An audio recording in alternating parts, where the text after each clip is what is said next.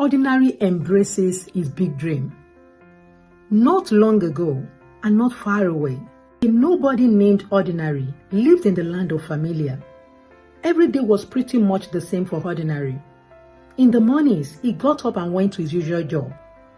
After work, he ate almost the same dinner he had eaten the evening before. Then he sat in his recliner and watched the box that mesmerized most nobodies on most nights. Sometimes, best friend came over to join Ordinary in front of the box. Sometimes, Ordinary went to his parents and they watched together. For the most part, not much happened in Familia that hadn't happened before. He found the routines reliable. He blended in with the crowd. And mostly, he wanted only what he had. Until the day Ordinary noticed a small nagging feeling that something big was missing from his life. Or maybe the feeling was that it was missing from something big, he wasn't sure.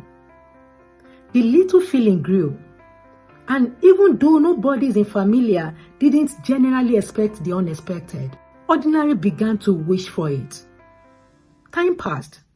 Then one morning, Ordinary woke up with these words echoing in his mind. What you are missing, you already have. Could it be? Ordinary looked and looked. And then he discovered that in a small corner of his heart lay a big dream. The big dream told him he, a nobody, was made to be a somebody and destined to achieve great things. Jumping out of bed, Ordinary discovered something else. A long white feather resting on the sill of his window. Where did it come from? What did it mean? With a jolt of excitement, Ordinary decided he'd been visited by the dream giver. Now, Ordinary had heard rumors of various nobodies in Familia waking up to a big dream. But he had never imagined that it could happen to him. He rushed to get dressed. His big dream beating brightly in his chest. He couldn't wait to get to his usual job and tell best friend the news. But on his way to work, Ordinary realized he had a problem. His big dream was too big for a nobody like Ordinary. He would be embarrassed to tell anyone. Even best friend would probably laugh. Still, Ordinary was too excited to keep his dream to himself. As soon as he saw best friend, he blurted out the news. The dream giver gave me a big dream. I was made to be a somebody and destined to achieve great things. Best friend looked surprised, but he didn't laugh. That's very big, he said. But if I were you, I wouldn't talk about this dream of yours too much. Nobody around here might take you for a fool. Ordinary didn't want to look like a fool. So after that, he kept his big dream to himself.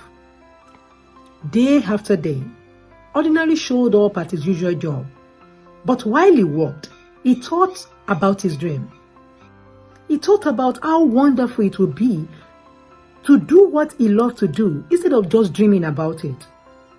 Ordinary's longing for his big dream grew and grew, until finally he realized he will never be happy unless he pursues it. Why didn't the dream giver make it possible? If the dream giver didn't, how could Ordinary ever live Familia? He had payment and expenses. He had regular duties. A lot of nobodies counting on him for a lot of things. Ordinary felt completely stuck. Time passed, but nothing changed. He began to hate his usual job. This isn't what I was made to do. He will say to himself, I just know it. After a while, he began to worry that maybe he hadn't received a big dream after all. Maybe he just made it all up. He grew sadder by the day.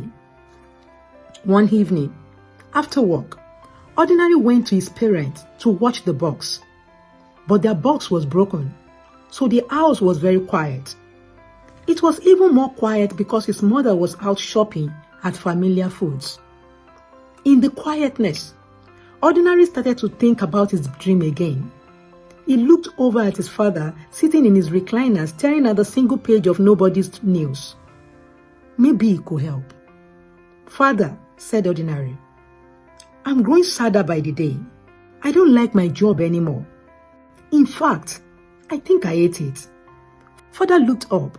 That's terrible, he said. What happened? Before he could stop himself, Ordinary started talking about the dream giver and about his big dream. I was made to be somebody and achieve great things, he said. And then he told his father the name of his dream. As he spoke, his voice trembled. He was sure that his father would laugh or call him a fool. But his father did not. I'm not surprised to hear you say these things, he said. You're not? Said Ordinary. No, his father said. You've had that dream ever since you were little. Don't you remember? You used to build that same dream with sticks and mud in front of this very house. Then Ordinary did remember. He had always had his dream. It was what he had always wanted to do and what he had always thought he would be good at doing. His eyes filled with tears. Father, he said, I think I was born to do this. Ordinary and his father sat together quietly. His father seemed to be remembering something too. After a while, he asked, when you woke up to your big dream, son, did you happen to find a feather? Ordinary was shocked. How did you know? He asked. A long time ago, I woke up to a dream too, his father said, and it came with a long white feather. It was a wonderful dream. I kept the feather on the windowsill while I waited for a chance to pursue it. I waited and waited, but it never seemed possible. One day, I noticed the feather had turned to dust. Of all the sad words Ordinary had ever heard, these were the saddest. Before he left that night, his father hugged him. Don't make the same mistake I did, son, he said. You don't have to stay a nobody. You can be a dreamer. When Ordinary got home, he went straight to the window and picked up the long white feather. He turned it over carefully in his hands. He thought about his father and the dream he had left behind. Then he had a surprising idea. Could it be that maybe the dream giver gave every nobody a dream, but only some embraced their dreams, and even fewer pursued them? The more he thought about it, the more he thought it had to be true. One thing Ordinary did know for sure, he didn't want to repeat his father's mistake. He wouldn't waste another day waiting for his dream to seem possible. He would find a way to pursue it. Time passed. Ordinary worked hard on his plan to begin his dream. He made hard choices. He made difficult changes. He even made big sacrifices. Finally, one morning, he was ready. Ordinary ran all the way to his usual job, his dream pounding hard in his chest. As soon as he saw Best Friend, Ordinary blurted out the news. That big dream I told you about, I've decided to pursue it. Best Friend looked concerned. You know as well as I do that nobody who pursue their dreams live familiar. He said, they set off like fools into the unknown in search of a place where, yes, I know, Ordinary broke in. And I can't wait to get started. But Ordinary, that journey is anything but sensible or safe. Why live familiar? It's so comfortable here. And besides, you've always lived here. I've thought about all that too, said Ordinary. But my big dream is too important and too wonderful to miss. Best Friend shook his head. So you are going to become a dreamer, he said. I am a dreamer, answered Ordinary. Today I'm going to tell my boss and I'm leaving my usual job. Tomorrow I will begin my journey. Hey, Best Friend, added Ordinary eagerly. You can have my recliner and my box. And with that, Ordinary walked away, humming a tune that he had never heard before. The night before he left Familia, Ordinary decided to use the long white feather to help him remember the truth. He pulled out a notebook and wrote My Dream Journal on the cover.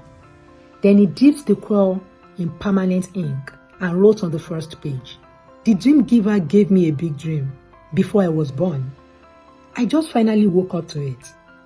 My dream is what I do best and what I most love to do. How could I have ever missed it for so long? I had to sacrifice and make big changes to pursue my dream, but it will be worth it. It makes me sad to think that so many nobodies are missing something so big.